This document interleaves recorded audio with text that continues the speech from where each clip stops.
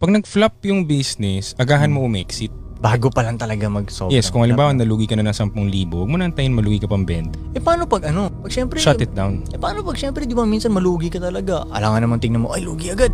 Exit na. Minsan may lugi Oh, talaga. tapos lugi ka muna sa umpisa. Mabila Sa Mararamdaman mo siya. Kung okay lang sa'yo sa business mo na nalugi ka, meaning gusto mo yun. Tapos alam mo yung gagawin sa kanya. Pero halimbawa, naranasan ko na business na di ko siya masyadong gusto, pera lang habol ko.